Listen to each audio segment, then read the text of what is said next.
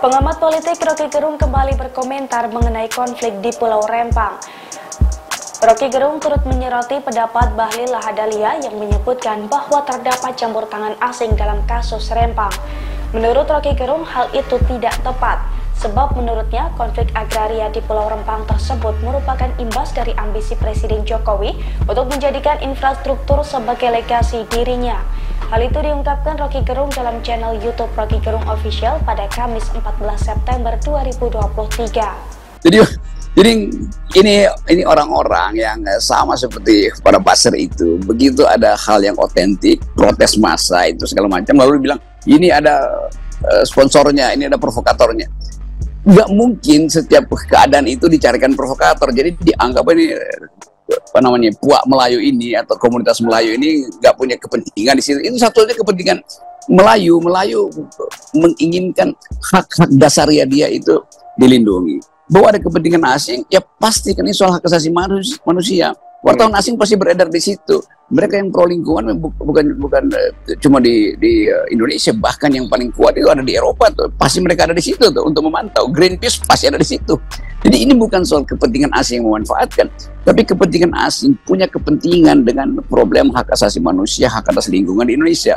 Jadi jangan sudah Bahlil ini betul menjadi bahlul dalam upaya memahami problem yang ada di situ tuh. Kita mau lihat keterangan pemerintah, kenapa ada penggusuran? Kenapa ada amok massa di situ? Oh, karena kepentingan asing. Kepentingan apa yang bermain di situ? Terangkan. Kalau ada intelijen asing berupaya memprovokasi di situ, ya tangkap dong kalau Anda tahu kan. Jadi kalau dia sudah tahu, ya tangkap aja.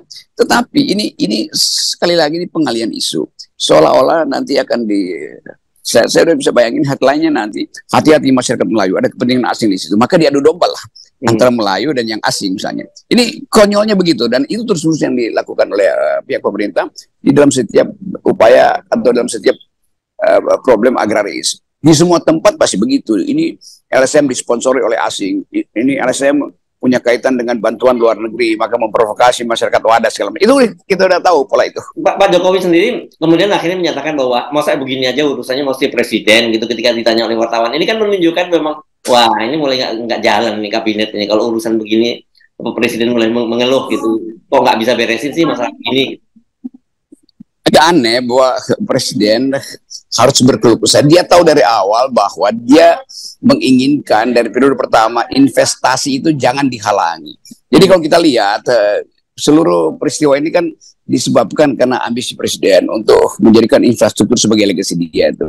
Dan kemudian dipatenkan melalui Omnibus Law, dan ini sebetulnya ekses pertama dari Omnibus Law, yaitu percepatan investasi, pilih tenaga kerja asing, dan itu membekas dalam benak publik bahwa ada upaya untuk menghalangi atau meminggirkan penduduk asli itu. Di IKN begitu yang terjadi, di Rempang juga begitu, di Morowali juga begitu.